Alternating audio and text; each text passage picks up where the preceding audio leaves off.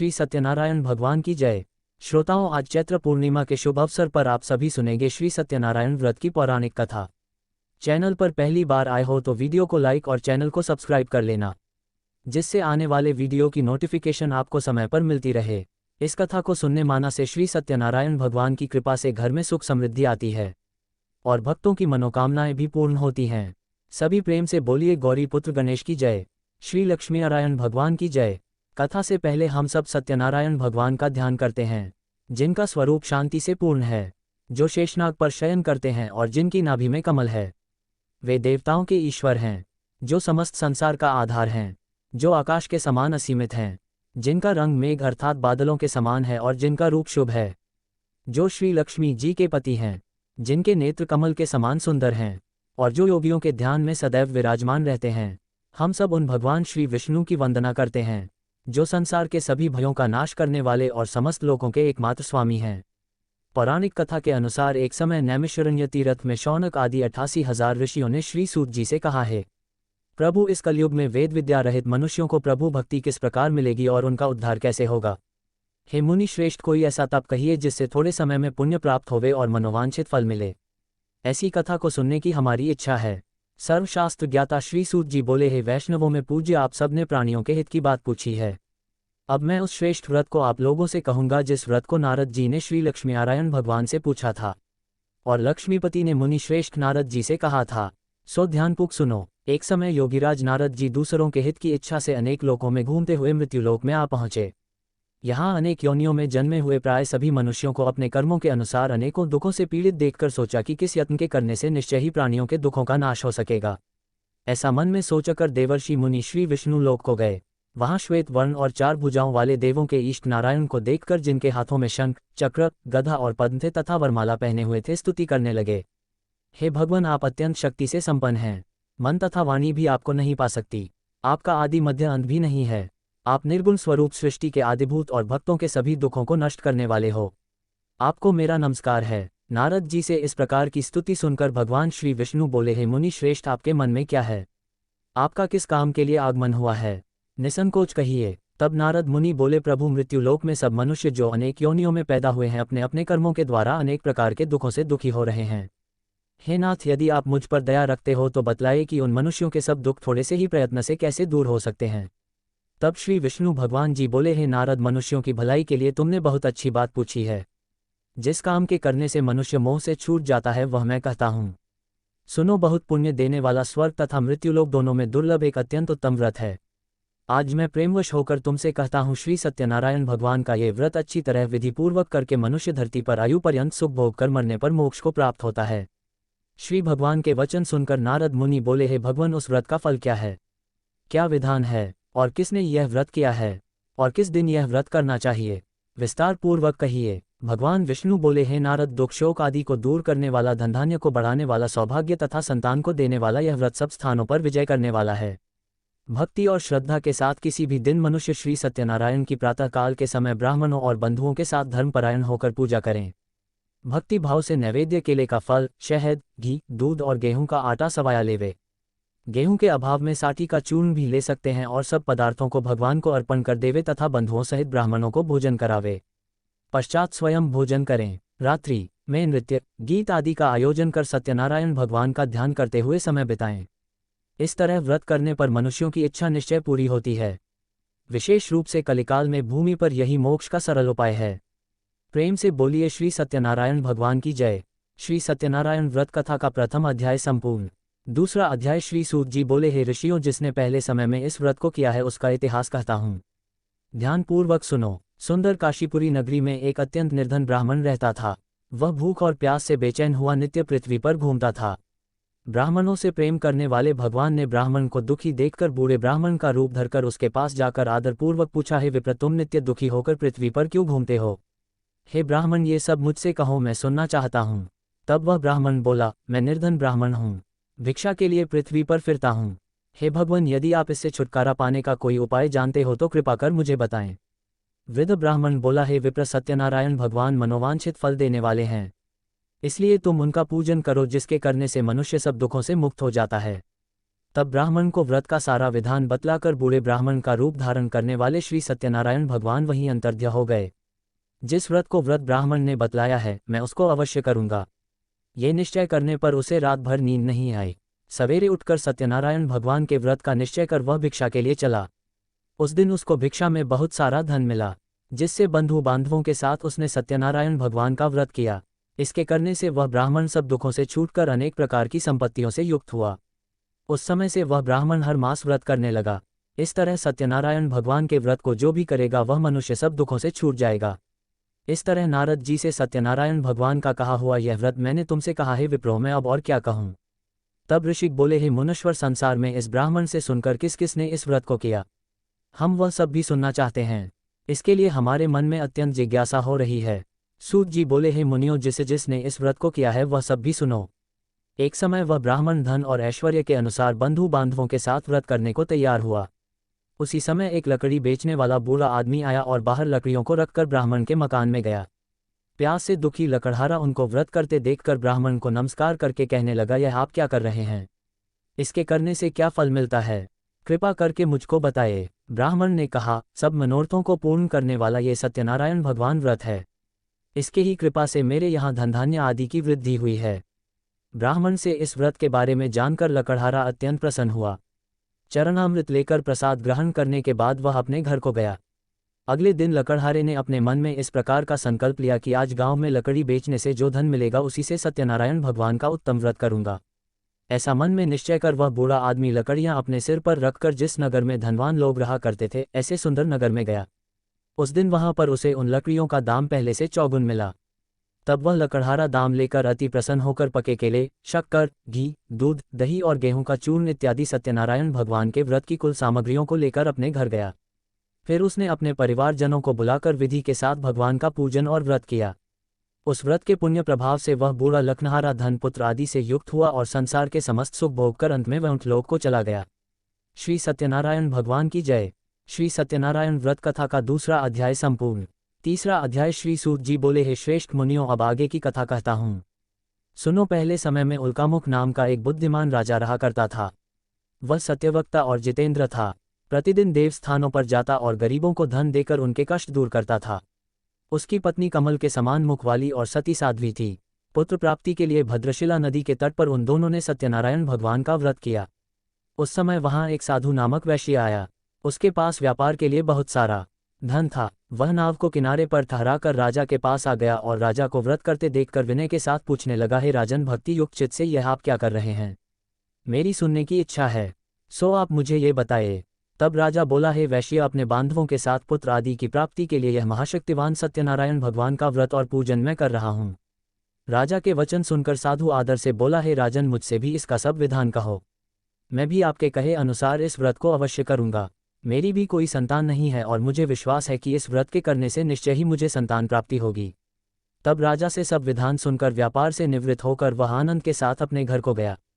साधु ने अपनी स्त्री को संतान देने वाले इस व्रत को सुनाया और प्रण किया कि जब मेरे यहाँ संतान होगी तब मैं इस व्रत को करूँगा। साधु ने ऐसे वचन अपनी पत्नी लीलावती से कहे। एक दिन उसकी पत्नी पति के साथ आनंदित होकर सांसारिक धर्म में प्रवृत्त होकर श्री सत्यनारायण भगवान की कृपा से गर्भवती हो गई और 10वें महीने में उसके एक सुंदर कन्या का जन्म हुआ। वह कन्या दिनों दिन इस तरह बढ़ने लगी जैसे शुक्ल पक्ष का चंद्रमा बढ़ता है। कन्या का नाम कलावती रखा गया।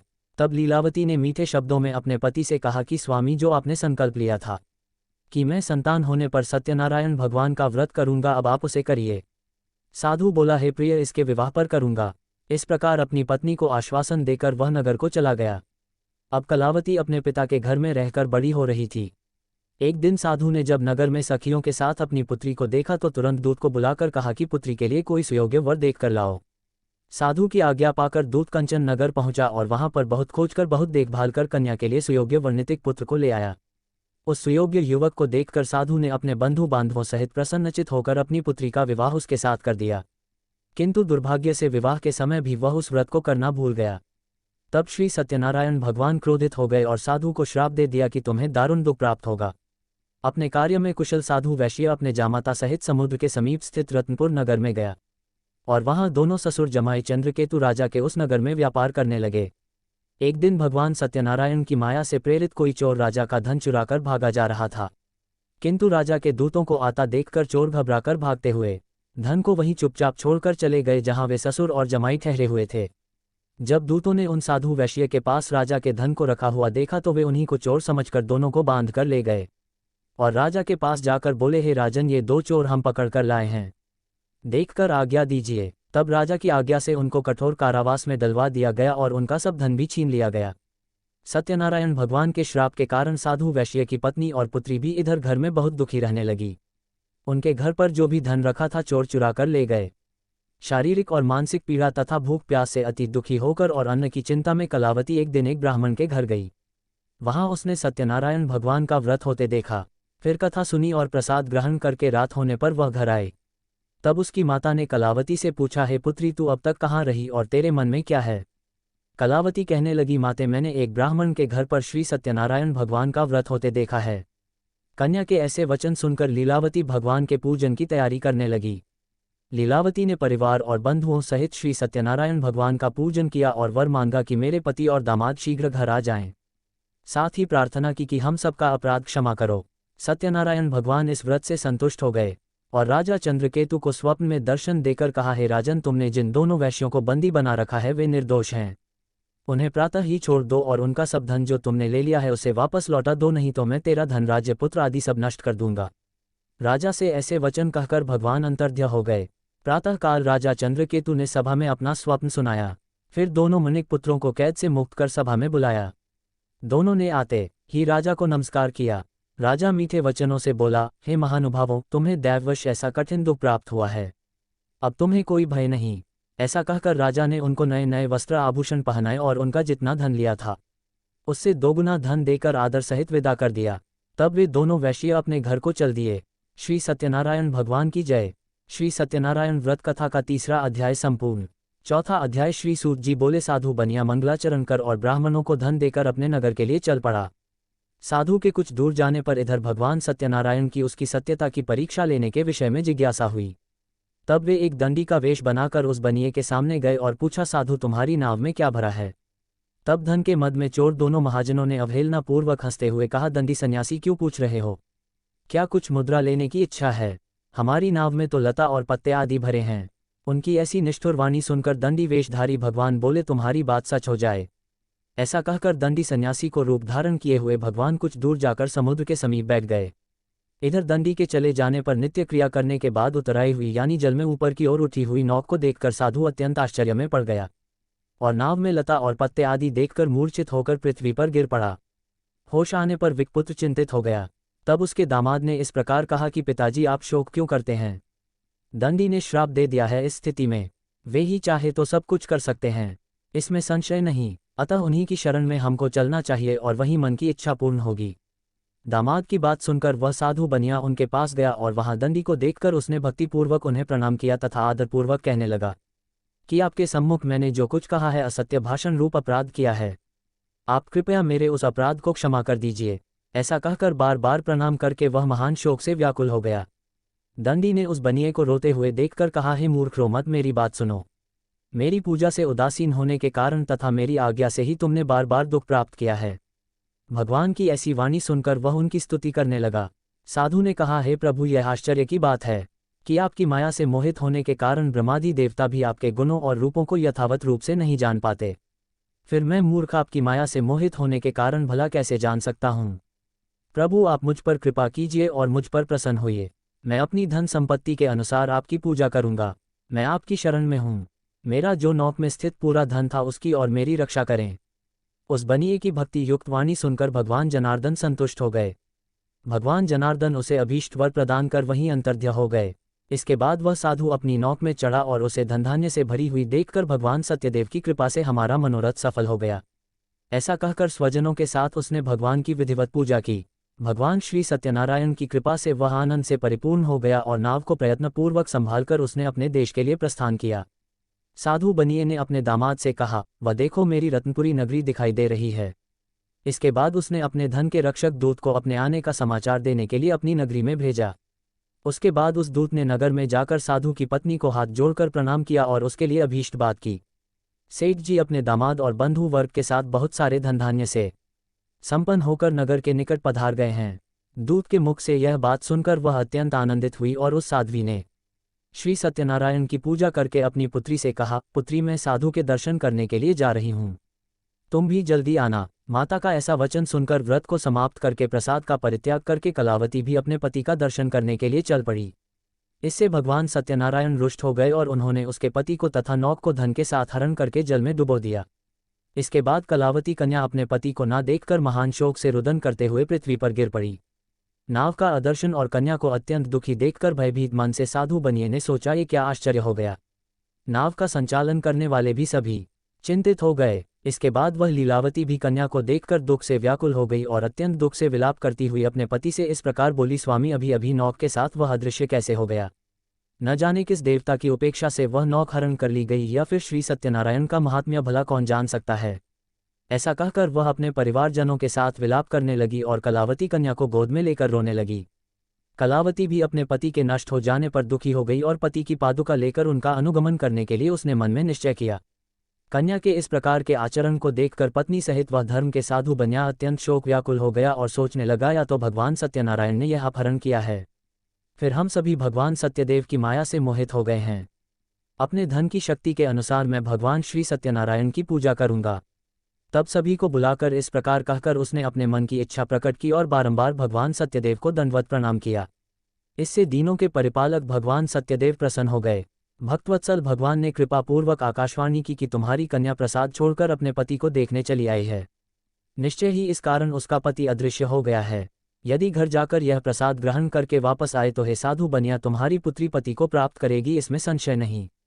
कलावती ने भी ये दिव्य आकाशवाणी सुनी तो वह शीघ्र ही अपने घर गई और उसने प्रसाद ग्रहण किया। वापस आकर उसने अपने परिवारजनों और अपने पति को भी देखा। तब कलावती कन्या ने अपने पिता से कहा कि पिताजी अब तो घर चलिए, देरी क्यों कर रहे हैं। कन्या की बात सुनकर वणिक पुत्र संतुष्ट हो गया और विधि विधान से भगवान सत्यनारायण का पूजन करके धन तथा बंधु बांधवों के साथ अपने घर को गया। इसके बाद पूर्णिमा और संक्रांति पर्वों पर भगवान सत्यनारायण का पूजन करते हुए इस लोक में सुख भोग कर अंत में वह सत्यपुर वैकुंठ लोक को चला गया। प्रेम से बोलिए श्री सत्यनारायण भगवान की जय। श्री सत्यनारायण भगवान व्रत कथा का चौथा अध्याय संपूर्ण। 5वां अध्याय। श्री सूत जी बोले, श्रेष्ठ मुनियों अब इसके बाद मैं दूसरी कथा कहूंगा, आप लोग ध्यानपूर्वक सुनिए। अपनी प्रजा का पालन करने में तत्पर तुंगध्वज नामक एक राजा था। उसने सत्यदेव के प्रसाद का परित्याग करके दुख प्राप्त किया। एक बार वह वन में बहुत से पशुओं को मारकर वट वृक्ष के नीचे आया। वहां उसने देखा कि गोपगण बंधु बांधवों के साथ संतुष्ट होकर भक्तिपूर्वक भगवान सत्यदेव की पूजा कर रहे हैं। राजा ये देखकर भी अहंकारवश ना तो वहां गया और ना उसने भगवान सत्यनारायण को प्रणाम ही किया।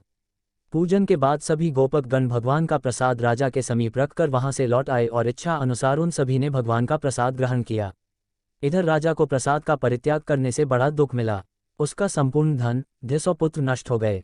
राजा ने मन में यह निश्चय किया कि अवश्य ही भगवान सत्यनारायण ने हमारा नाश कर दिया है, इसलिए मुझे वहां जाना चाहिए जहां श्री सत्यनारायण का पूजन हो रहा था। ऐसा मन में निश्चय करके वह राजा गोपगणों के समीप गया और उसने गोपगणों के साथ भक्ति श्रद्धा से युक्त होकर विधिपूर्वक भगवान सत्यदेव की पूजा की। भगवान सत्यदेव की कृपा से वह पुनः धन और पुत्रों से संपन्न हो गया तथा इस लोक में सभी सुखों का उपभोग कर अंत में सत्यपुर वैकुंठ लोक को प्राप्त हुआ। श्री सूत जी कहते हैं, जो व्यक्ति इस परम दुर्लभ श्री सत्यनारायण के व्रत को करता है और पुण्य में तथा फल प्रदायिनी भगवान की कथा को भक्ति युक्त होकर सुनता है, उसे भगवान सत्यनारायण की कृपा से धन धान्य आदि की प्राप्ति होती है। दरिद्र धनवान हो जाता है, बंधन में पड़ा हुआ बंधन से मुक्त हो जाता है, डरा हुआ व्यक्ति भयमुक्त हो जाता है। ये सत्य बात है, इसमें संशय नहीं। इस लोक में वह सभी इच्छित फलों को भोग कर अंत में सत्यपुर वैकुंठ लोक को जाता है। हे ब्राह्मणों, इस प्रकार मैंने आप लोगों से भगवान सत्यनारायण के व्रत को कहा, जिसे करके मनुष्य सभी दुखों से मुक्त हो जाता है। कलयुग में तो भगवान सत्यदेव की पूजा विशेष फल प्रदान करने वाली है। भगवान विष्णु को ही कुछ लोग काल, कुछ लोग सत्य, कोई ईश और कोई सत्यदेव तथा दूसरे लोग सत्यनारायण नाम से कहेंगे। अनेक रूप धारण करके भगवान सत्यनारायण सभी का मनोरथ सिद्ध करते हैं। कलयुग में सनातन भगवान विष्णु ही सत्यव्रत रूप धारण करके सभी का मनोरथ पूर्ण करने वाले होंगे।